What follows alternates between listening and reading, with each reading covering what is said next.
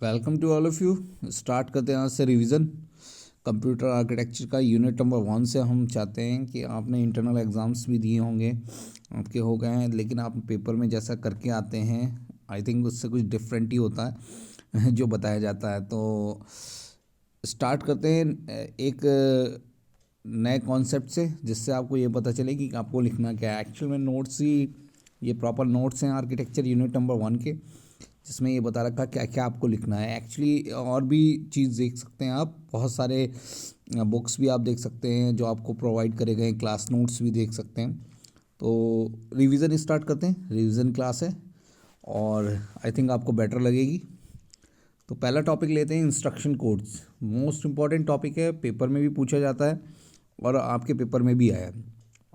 पता नहीं वहाँ पे आप एड्रेसिंग मोड्स क्या लिख रहे हैं, ये समझ में नहीं आ रहा है। एक्चुअली ये क्वेश्चन आता है इंस्ट्रक्शन फॉर्मेट क्या होता है या इंस्ट्रक्शन कोड फॉर्मेट बताइए। तो आपको एक्चुअली इंस्ट्रक्शन का फॉर्मेट बताना है कि कितने बिट का वो फॉर्मेट है। तो चलते हैं देखते हैं क्या है।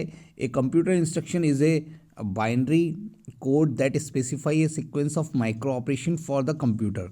यानी एक बाइनरी कोड होता है जो स्पेसिफाई करता है कि जो आप माइक्रो ऑपरेशन परफॉर्म करने वाले हैं वो कितने बिट का है, कितने बिट का बाइनरी कोड आप बनाते हैं, उसे ही हम इंस्ट्रक्शन कोड कहते हैं। उसके अंदर आपका क्या होता है, उसके अंदर दो चीज़ें होती हैं आपकी, एक तो ऑपरेशन कोड और एक ऑपरेंड। यानी दोनों चीज़ें ये होती हैं, एक तो ऑपरेशन कोड और एक ऑपरेंड्स, दो चीज़ें होती हैं। तो इसकी डेफिनेशन बन गई, an instruction code is a group of bits that instruct the computer to perform a specific task. मान लो आपको एडिशन करना है, सब्ट्रैक्शन करना है, तो आपको एक इंस्ट्रक्शन कोड फॉर्मेट देना पड़ेगा। उसी में ही आपका एडिशन के सारे एडिशन के लिए बिट्स होंगी सब, और जो भी वैल्यू एडिशन कर रहे हैं आप, ए और बी की वैल्यू, वो भी उसके अंदर होंगी। यानी operands A and B and the operation code, यानी कि प्लस ऑपरेशन, यानी कौन सा ऑपरेशन आप परफॉर्म करना चाहते हो और किस ऑपरेंड पे करना चाहते हैं, ये दोनों ही चीज़ें उसके अंदर मिल जाती हैं इंस्ट्रक्शन कोड फॉर्मेट में। तो ये डिवाइड कितने बार होता है, 2 पार्ट्स में डिवाइड होता है। तो हमें पता चला 2 पार्ट्स में डिवाइड होता है, और उन 2 पार्ट्स को हम क्या कहते क्या हैं, ऑपरेंड्स और ऑपरेशन कोड। अब ऑपरेंड होता क्या है ये देखिएगा। An operand an instruction is a group of bits that define each operation. यानी ऑपरेशन कोड आपका जो होता है इसे हम कहते हैं ऑप कोड भी कहते हैं, आपको कहीं ऑप कोड भी लिखा हुआ मिलेगा। तो ऑप कोड क्या होता है, वो ऑपरेशन होता है जो आप परफॉर्म करना, जैसे add, subtract, multiplied, complement, shift, ETC. And फिर इट मस्ट, ये कितना बिट का होता होगा ये भी हम देखते हैं। तो चलते हैं नीचे, देखिएगा ऑपरेशन कोड, और ये कितने बिट का होता है। It must be consist of at least n bits for a given 2 की power n distinct operations. Suppose we have 64 operation, हमारे पास 64 ऑपरेशंस हैं, तो हमें कितनी बिट्स की ज़रूरत पड़ेगी, 2 की पावर 6, यानी मिनिमम 6 बिट्स की हमें ज़रूरत पड़ेगी। The length of op code कितना हो जाएगा, 2 की पावर 6 मीन्स 6। अगर 64 ऑपरेशंस हैं हमारे पास, तो 2 की पावर 6 से हम रिप्रेजेंट कर सकते हैं, यानी मिनिमम 6 बिट्स की रिक्वायर्ड पड़ेगी। तो the control unit decode the opcode and do required operations. तो इसी से हमें पता चलता है कितनी बिट्स किसके लिए बनी हुई हैं। तो देखते हैं ये ऑपरेशन कोड हमारा बनाया गया हुआ है। देखिएगा एक इंस्ट्रक्शन कोड जिसमें हमारा ऑप कोड गिवन है और एड्रेस गिवन है। एड्रेस को हम कहते हैं जो हमारा क्या कहते हैं ऑपरेंड्स होता है, यानी ऑपरेंड्स या तो मेमोरी में स्टोर होगा, मेमोरी में किस लोकेशन पे स्टोर है वो बताता है एड्रेस फील्ड। ज़रूरी नहीं डेटा आपका मेमोरी में स्टोर हो सकता है रजिस्टर में भी स्टोर हो। तो इसमें लिखना क्या होगा, तो सबसे पहली बात तो आप लिखें क्या, the operation must be perform on some data. जो ऑपरेशन परफॉर्म होता है किसी ना किसी डेटा पे परफॉर्म होता है। जैसे ए प्लस बी आप करते हैं तो 3 + 2 करेंगे तो डेटा आपका कौन सा हो गया, 3 और 2, तो प्लस ऑपरेशन और डेटा हो गया 3 और 2।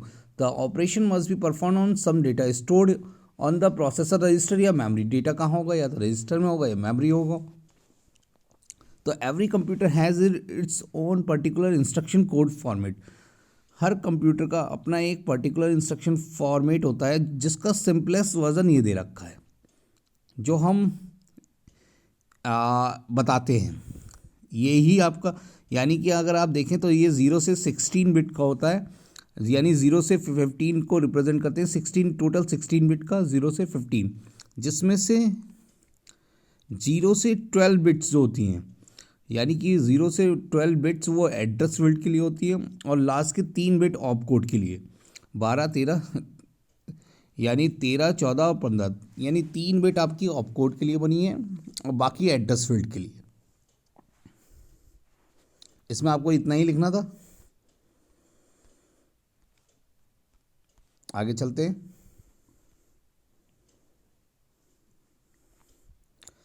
तो देखिएगा, हमें ये पता चला कि ऑपरेंड्स होता है, ऑप कोड होता है, यानी इंस्ट्रक्शन फॉर्मेट में दो चीज़ें होती हैं, एक तो ऑपरेंड्स हो गया और एक ऑपरेंड, एक तो ऑपरेंड हो गया और एक एड्रेस फील्ड। एड्रेस का मतलब हो गया वो एड्रेस जहाँ पे वेरिएबल स्टोर है, इसे आप कह सकते हैं ऑपरेंड। एक तो ऑप कोड और एक ऑपरेंड। अब चलते हैं, ये हमारा जो ऑपरेशन कोड होता है, the basic computer has 3 instruction code format. 3 instruction code format होते हैं जो बेसिक कंप्यूटर्स होता है। द ऑपकोड पार्ट, हमारा जो ऑपकोड पार्ट होता है वो 3 बिट्स का होता है। Meaning is the remaining 13 bits depend on the operation code. Operation code 13 bits का होता है, 3 बिट का आपका क्या होता है, क्या कहते हैं, ऑपकोड, जो ऑपरेशन आप परफॉर्म करना चाहते हैं। द 3 इंस्ट्रक्शन कोड फॉर्मेट, कौन कौन से 3 टाइप्स होते हैं इंस्ट्रक्शन कोड फॉर्मेट के? एक तो मेमोरी रेफरेंस इंस्ट्रक्शन होता है, रजिस्टर रेफरेंस और इनपुट आउटपुट।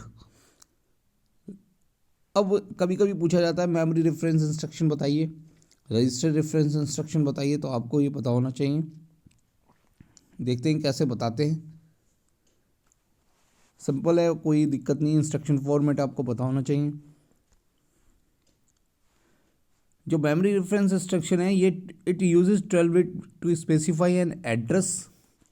0 से 11 एड्रेस, 12 to 14 आपको ऑप कोड, और 1 बिट आपकी रख दी जाती है आई मोड के लिए। अगर आई इज़ इक्वल टू 0 है तो वो डायरेक्ट एड्रेसिंग यूज़ करेगा, और आई इज़ इक्वल टू 1 है तो वो इनडायरेक्ट एड्रेसिंग यूज़ करेगा। तो मेमोरी रेफरेंस इंस्ट्रक्शन में इतना ही है कि आई की वैल्यू डिपेंड करती है कि कौन सी एड्रेसिंग मोड यूज़ करना चाहता है, डायरेक्ट एड्रेसिंग यूज़ करेगा या इनडायरेक्ट। तो मेमोरी से जब रेफरेंस इंस्ट्रक्शन, यानी डेटा जब मेमोरी से आता है, या तो डायरेक्ट आएगा या इनडायरेक्ट एड्रेसिंग मोड से आएगा, तो वो डिपेंड करता है आई पे। अब ये register reference instruction. Register reference instruction में क्या होता है, जो आपका ऑप कोड होता है, अगर उसकी लेफ्ट मोस्ट बिट, ये वाली लेफ्ट मोस्ट बिट जो बिट होती है, अगर 0 है, 0 is left most of the instruction, अगर वो 0 है, it is recognised by the operation 111 with 0 in the leftmost bit. It specify an operations of the test of AC register। यानी हमारा सिंपल से ये बात है कि रजिस्टर रेफरेंस इंस्ट्रक्शन में अगर लेफ्ट मोस्ट बिट आपकी 0 है तो वो कौन सा ऑपरेशन हो गया, आपका रजिस्टर रेफरेंस इंस्ट्रक्शन। अब आते हैं इनपुट आउटपुट इंस्ट्रक्शन में। अगर वही बिट आपकी क्या हो जाती है, 1 हो जाती है, वही बिट आपकी 1 हो जाती है, तो वो क्या हो गया, इनपुट आउटपुट। यानी कभी कभी 3 टाइप से ही आप डेटा को फैच कर सकते हैं। इसमें ये बताया गया है कि एक तो या तो मेमोरी से एड्रेस आएगा, या रजिस्टर से एड्रेस, या डेटा कहाँ से आ सकता है, रजिस्टर आ सकता है, या आपका डेटा कहाँ से आ सकता है, इनपुट आउटपुट ऑपरेशन से आ सकता है। तो 3 ही तरीके से आपका डेटा आ सकता है जो आपका मिल सकता है। तो इनपुट आउटपुट अगर ऑपरेशन होगा तो ये 1 से आइडेंटिफाई होगा। आगे चलते हैं, next topic, timing and control. एक टॉपिक आ जाता है कभी कभी कंट्रोल यूनिट्स का, एक है कि कंट्रोल यूनिट्स के कौन कौन से पार्ट है, तो हम फंक्शन ऑफ कंट्रोल यूनिट भी देखेंगे। टाइमिंग एंड कंट्रोल क्या होता है, कभी कभी इसमें से क्वेश्चन पूछा जाता है। तो टाइमिंग एंड कंट्रोल का मतलब क्या है कि फंक्शन जो आप रिलेवेंट टाइम पे ही आपका जो कंट्रोल फंक्शन है, कंट्रोल यूनिट है, अपने कंट्रोल सिग्नल्स भेजती है और वो ऑपरेशन पर्टिकुलर परफॉर्म हो जाए। तो देखिएगा ये लिखा भी है, the function of the control unit to generate relevant timing and control signal to all operation in computer. देखिएगा, first of all computer architecture में आप लिख भी रहे हैं, लेकिन रिलेवेंट लिखना है। आप देखिएगा, बिल्कुल पॉइंट टू पॉइंट देते हैं हम, ज़्यादा नो एक्स्ट्रा, कोई भी चीज़ इसमें अलग से नहीं बताई गई, उसी से रिलेटेड बताना है। इट कंट्रोल्स, ये क्या करता है, कंट्रोल करता है flow of data between the processor and memory. ये यानी कि कंट्रोल यूनिट फ्लो को भी चेक करती है। अगर हम इसके फंक्शंस देखें तो बहुत सारे फंक्शंस हैं। It entire the computer system to carry out stored the program instructions. It instruct the arithmetical logical unit and logical operations को परफॉर्म करती है। कंट्रोल यूनिट और भी काम करती है, डिकोडिंग का भी काम करती है कंट्रोल यूनिट। अगर आप देखें तो control unit generate control signal generate करती है, और ये दो ऑर्गेनाइजेशन से करती है बेसिकली। एक हार्डवायर कंट्रोल यूनिट होती है, एक माइक्रो प्रोग्राम। कभी कभी पेपर में आता है हार्डवायर कंट्रोल यूनिट के बारे में बताइए या माइक्रो प्रोग्राम कंट्रोल यूनिट के बारे में। बहुत सारे क्वेश्चंस आए हुए हैं इससे रिलेटेड। तो चलते हैं, हार्डवायर कंट्रोल यूनिट क्या होती है।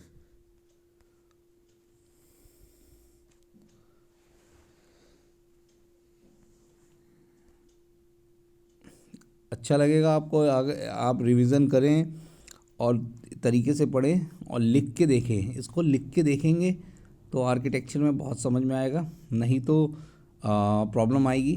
लिख के देखिए हर टॉपिक को जैसा बताया जा रहा है, और जहाँ से भी हो आप वीडियो लेक्चर भी देख सकते हैं, आपको नोट्स कराए गए हैं उसमें भी देख सकते हैं। हालांकि पेपर में ऐसे ही आता, देखिएगा हार्डवेयर कंट्रोल यूनिट आती है, माइक्रो प्रोग्राम डिफरेंस भी आता है इसमें। आगे चल के मेरे वीडियोस में इसे डिफरेंस भी देंगे हम कैसे होते हैं इनके बीच में। बहुत ही सिंपल है हार्डवायर कंट्रोल यूनिट और माइक्रो प्रोग्राम कंट्रोल यूनिट। तो पहली बात, तो पहला डिफरेंस है हार्डवायर जो कंट्रोल यूनिट होती है, जिसे हम हार्डवेयर कंट्रोल यूनिट भी कहते हैं, हार्डवायर्ड होती है।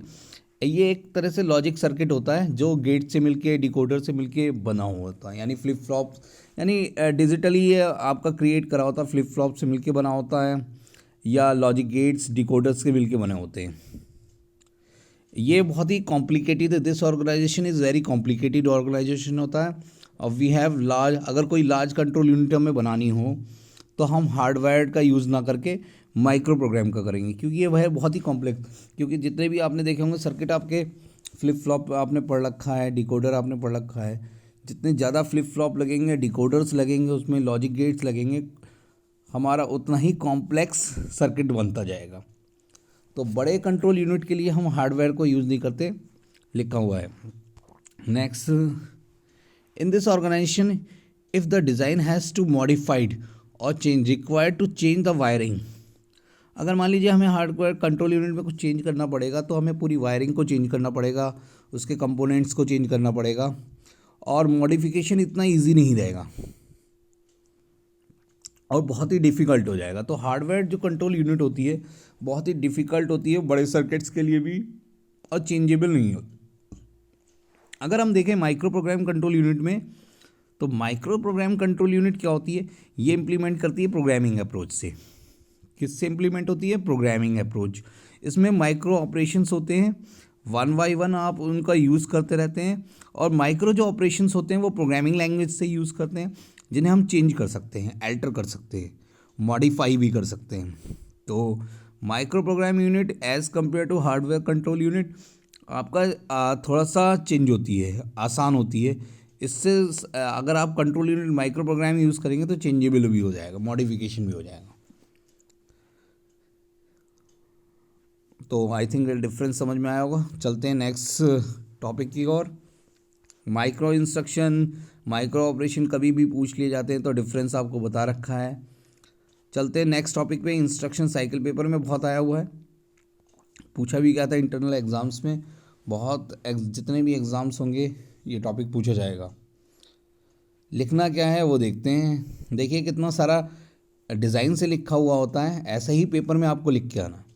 ये नहीं है कुछ भी लिख दिया, खाली ये फॉर्मेट, जितने भी डिज़ाइन फॉर्मेट बनाए जाते हैं, डायग्राम्स बनाए जाते हैं, आपको पेपर में वैसे ही देने हैं।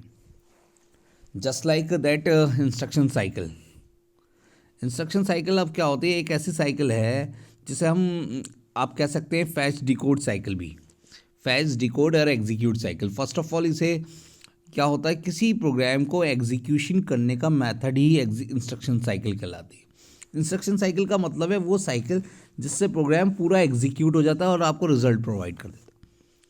तो an instruction cycle is called fetch, decode, executive cycle is the basic operational process of a computer. ये एक बेसिक ऑपरेशनल प्रोसेस होता है कंप्यूटर का। अगर आप इसकी डेफिनेशन देखें, a program in computer consist of a sequence of instructions. Executing these instructions run the program on the computer. Moreover, each instruction is further divided in sequence of phases.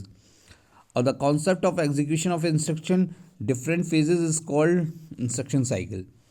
तो अगर हम देखें, simply देखें कि सबसे पहले अगर कोई इंस्ट्रक्शन होता है, हम प्रोग्राम लिखते हैं, प्रोग्राम जब रन करते हैं, हम एग्जीक्यूट करते हैं उससे, तो आप देखते होंगे वो फर्दर मॉडिफाइड होता है, चेंज होता है, कन्वर्ट होता है, और वो फिर उसकी कन्वर्ट होने के बाद जिसे हम कहते हैं डिकोडिंग, डिकोड करने के बाद उसे एग्जीक्यूट करा जाता है।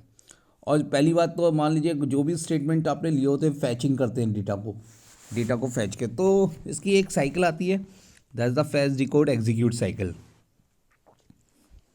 फर्स्ट डायग्राम, तो ये कितने 3 कैटेगरी में डिवाइड हो गया, fetch the instruction, decode the instruction, execute the instruction. आगे चलते हैं। फैचिंग का मतलब क्या होता है, सभी जानते हैं।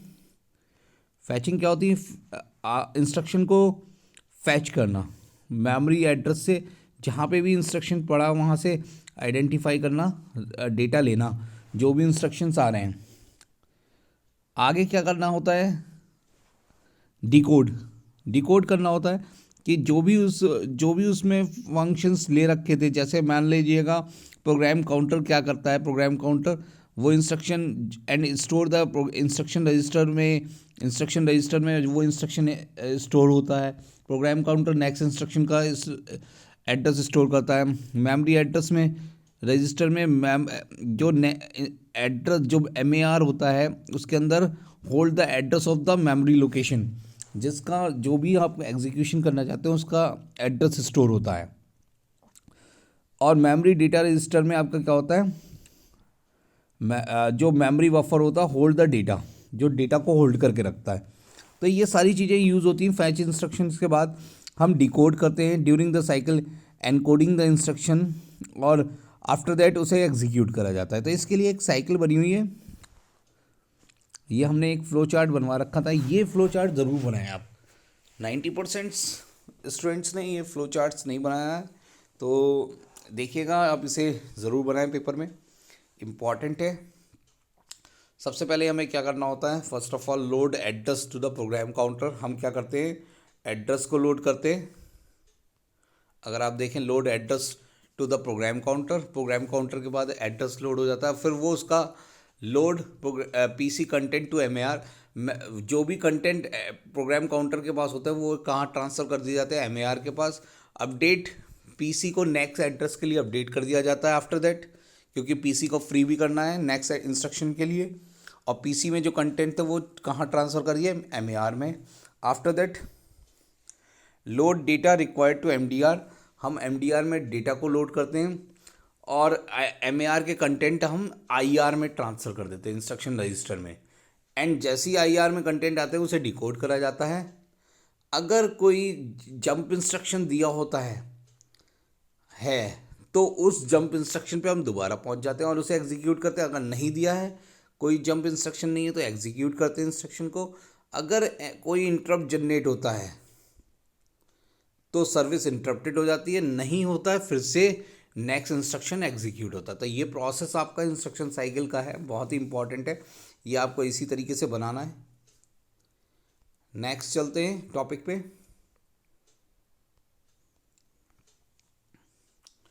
अब एक क्वेश्चन पूछा जाता है, रजिस्टर और रजिस्टर के कितने टाइप्स होते हैं। तो अगर आप देखें रजिस्टर और रजिस्टर के टाइप, तो रजिस्टर में अगर हमें देखना पड़े, रजिस्टर के टाइप्स हमारे कितने हो गए। रजिस्टर्स बहुत सारे टाइप्स के होते हैं। हमें पूछा जाता है कि रजिस्टर्स किस लिए हो जाते हैं। Registers use to store data and सबसे मेनली यूज़ करा जाता है डेटा ट्रांसफ़र के लिए।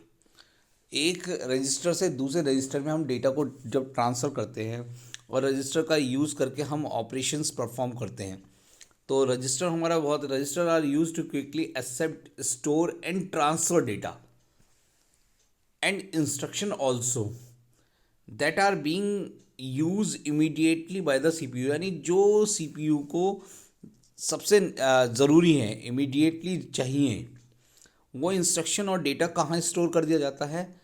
स्टोर करा जाता है रजिस्टर में, या ट्रांसफ़र कहाँ करा जाता है? रजिस्टर में। पहली बात समझ में आई।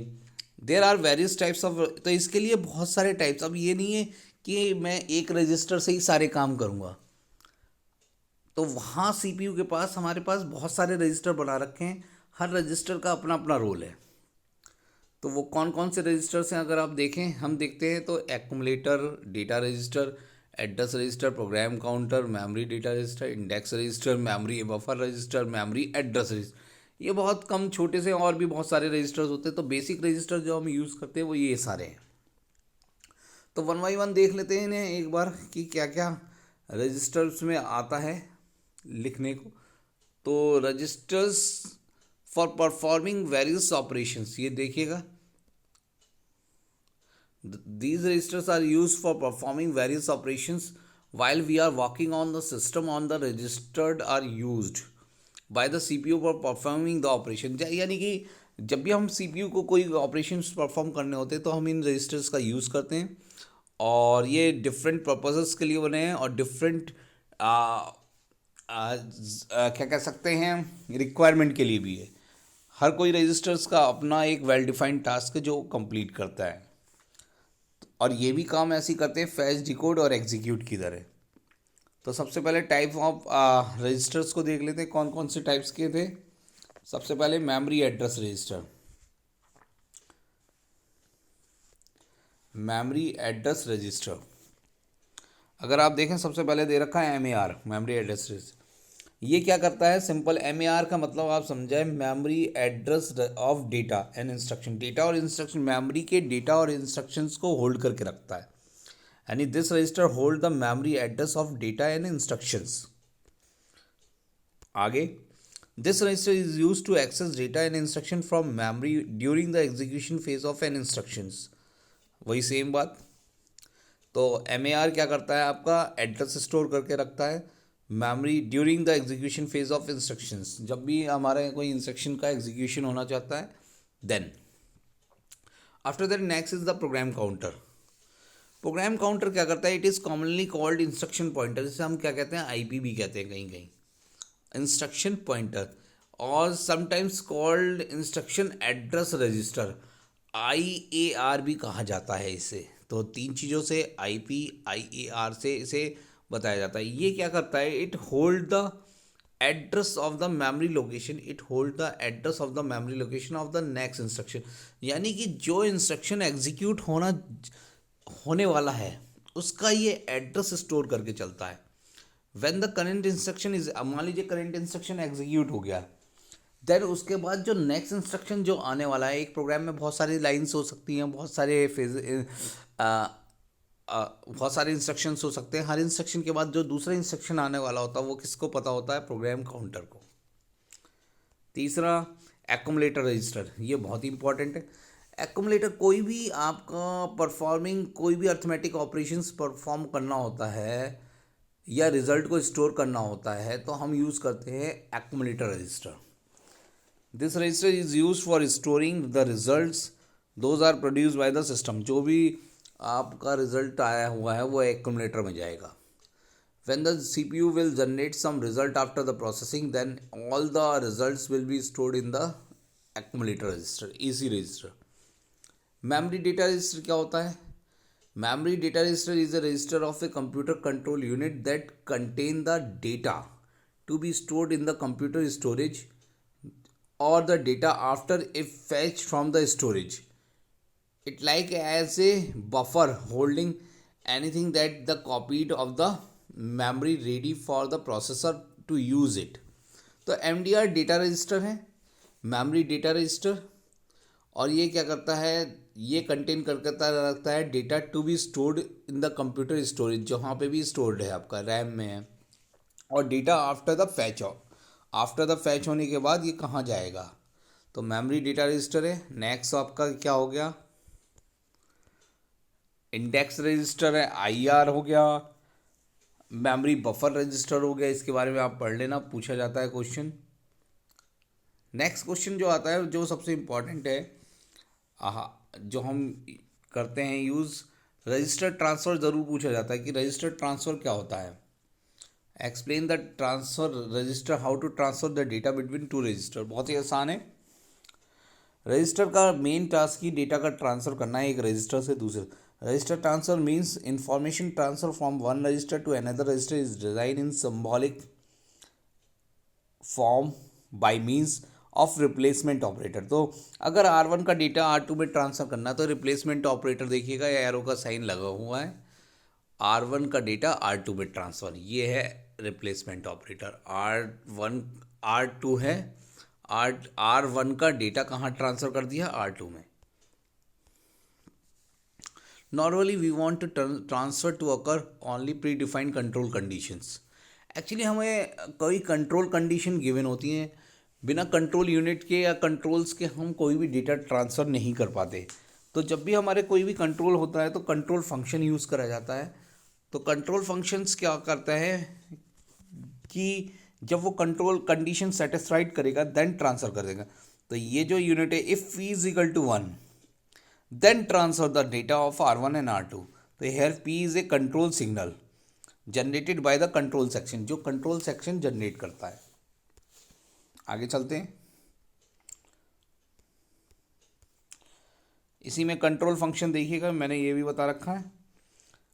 p आप ऐसे भी लिख सकते हैं, p colon R2 arrow R1। p एक कंट्रोल फंक्शन है, इसकी वैल्यू इधर 0 होगी या 1 होगी, जो सेटिस्फाइड होगी देन टास्क को परफॉर्म करेगा। अब कौन कौन से आते हैं माइक्रो ऑपरेशन, तो शॉर्ट में देख लेते हैं कौन कौन से माइक्रो ऑपरेशंस आते हैं। अगर आप देखें माइक्रो ऑपरेशंस, वो ऑपरेशंस जो परफॉर्म करे जाते हैं, the operation executed on data stored in register are also called micro operations. A micro operation is an elementary operation performed on information stored in one or more registers, shift, count, clear, load। यानी कोई भी ऐसा operation जो perform करा जाना है उन्हें हम माइक्रो ऑपरेशंस कहते हैं, स्टोर्ड इन द रजिस्टर, जो रजिस्टर में स्टोर होते हैं डेटा को। अब टाइप्स ऑफ माइक्रो ऑपरेशन, हमारे 4 टाइप्स ऑफ माइक्रो ऑपरेशन होते हैं, रजिस्टर, अर्थमेटिक, लॉजिकल और shift. Register transfer micro operation, arithmetic micro operation, logic micro operation. तो सबसे पहले देखते हैं रजिस्टर अर्थमेटिक माइक्रो ऑपरेशन। आपको पता ही होगा कौन कौन से होते हैं। लिखते कैसे हैं, इनके निमोनिक्स आप याद रखिएगा, सिंबल्स और डिस्क्रिप्शन का काम क्या है। सम ऑफ द माइक्रो ऑपरेशन, इसका हम एडिशन दिखा नहीं रहे हैं, एक्चुअल में एडिशन क्या होता है आगे चल के आपको नेक्स्ट यूनिट में इसका एडिशन भी पता चल जाएगा कैसे करते हैं। तो सिंपल है, R1 और R2 का डेटा क्या हो रहा है, R3 में ट्रांसफ़र हो रहा है। Content of R1 plus R2 R3, ऐसा आपको टेबल बना के लिखना हो तो अर्थमेटिक माइक्रो ऑपरेशन सारे आप बता देंगे। देन लॉजिकल माइक्रो ऑपरेशंस आप बता देंगे। लॉजिक माइक्रो ऑपरेशंस में लॉजिकल ऑपरेशंस आप परफॉर्म करके, मैंने यहाँ पे XOR का ऑपरेशन परफॉर्म करके दिखाया है। XOR कैसे, आपने जैसे करा होगा, R1 में कुछ वैल्यू है, R2 में कुछ वैल्यू है, और मैंने लिख रखा है P colon R1 arrow R1 XOR R2, यानी R2 और R1 का XOR होके आप कहाँ ट्रांसफ़र कर रहे हैं, R1 में ही। तो उसके लिए एक ये स्टेटमेंट दे रखा है, एक एग्जांपल भी दे रखा है, इस एग्जांपल को आप कर लेना। कभी कभी पूछ लिया जाता है लॉजिक माइक्रो ऑपरेशन कौन कौन से होते हैं। देखिए ये टेबल बनी हुई है, बनवा रखी है सभी को टेबल, तो आप लर्न कर लेना। ये टेबल भी बना के आना अगर पूछा जाता है तो। Shift micro operations, logical shift, इस पे सब पे हमने आपको लॉजिकल शिफ्ट कैसे होता है, सर्कुलर अर्थमेटिक शिफ्ट जो आपको बता रखा है, तो इसके ऊपर आप देख लेना। Shift micro operation, shifting the bits of the either to the left side और राइट साइड। सर्कुलर शिफ्ट भी होता है, अर्थमेटिक शिफ्ट भी होता है। तो ये सारी चीज़ें अर्थमेटिक शिफ्ट ऑपरेशन कौन से होते हैं, तो ये सारे आप कर लेना, करा रखे हैं, इम्पॉर्टेंट है। चलते हैं आगे। इसके आपके जो सिंबल्स हैं कैसे कैसे आप यूज़ करते हैं और इसका ऑपरेशंस आप कैसे कैसे यूज़ करते हैं, ये सब लिखने हैं उसमें पेपर में। इंटरप्ट, आफ्टर दैट एक इंटरप्ट का क्वेश्चन आ जाता है कभी कभी। इंटरप्ट एक ऐसा सिग्नल है जो कंप्यूटर के द्वारा आता है, और जब हमारा कोई भी प्रोग्राम एग्जीक्यूट हो रहा होता है और उसमें आके ये एक तरह से मान लीजिए कोई भी आप प्रोग्राम एग्जीक्यूट कर रहे हो और आपको कोई प्रोग्राम एग्जीक्यूट करते समय कोई इनपुट आउटपुट चाहिए, और आपका प्रोग्राम वहाँ पे एक स्टेटमेंट पे आके रुक गया जहाँ पे आपको इनपुट की ज़रूरत है, तो आप इनपुट के लिए आपको वेट करना पड़ेगा जब तक कोई इनपुट प्रोवाइड ना कर दे उसे, तो that's the also the interrupt. तो इंटरप्ट बहुत सारे टाइप्स के होते हैं। जब भी आपको आप कह सकते हैं एक तरह से आप डिवाइड बाई ज़ीरो एक इंटरप्ट होता है, बहुत सारे टाइप्स के आपके इंटरप्ट आते हैं। तो इंटरप्ट बेसिकली यूज़ भी करे जाते हैं क्योंकि हमें स्विचिंग भी करनी होती है। कोई प्रोग्राम आपका रन हो रहा है और आपको दूसरा प्रोग्राम भी एग्जीक्यूट करना होता है, तो पहले प्रोग्राम पे ना जाके सीपीयू स्विच भी कर लेता है। तो स्विचिंग का कॉन्सेप्ट भी इसी से ही है, इंटरप्ट से ही। तो इस कॉन्सेप्ट को आप ले लेना। इंटरप्ट के लिए इंटरप्ट हैंडलर भी होता है, एक हार्डवेयर इंटरप्ट और एक सॉफ्टवेयर इंटरप्ट, दोनों टाइप्स के होते हैं। हार्डवेयर से भी हमारा इंटरप्ट आता है और सॉफ्टवेयर से भी। तो इसको आप पढ़ लेना, देख लेना, नोट्स में लिखवा रखा है मैंने। इंटरप्ट के बाद इसके बाद एक सिस्टम बस का कॉन्सेप्ट है। Data bus, address bus, control bus, तीन आते हैं। डेटा बस तीन टाइप की होती है, एक डायग्राम बना देना, इसका बनवा रखा होगा। एड्रेस बस में एड्रेस होता है, डेटा बस में डेटा, और कंट्रोल बस में कंट्रोल सिग्नल्स सेंड करे जाते हैं। तो यहाँ तक आपकी पहली यूनिट कंप्लीट होती हुई, और बहुत सारे टॉपिक्स इसमें आए हुए हैं, इम्पॉर्टेंट है, पेपर में पूछे जाते हैं, तो पढ़ लीजिए। जल्दी हम यूनिट 2 का रिवीजन चालू करते हैं, देखते हैं। बताना है मुझे आपको कि कैसे आप लिख रहे हैं, और सही से काम करेंगे, पढ़ने से सही से नोट्स को प्रिपेयर करें, लिख के देखें। ज़रूरी नहीं है समझ में तो सब आता है, जब लिखते हैं तो दिक्कत रहती है। तो thank you to all for joining the session.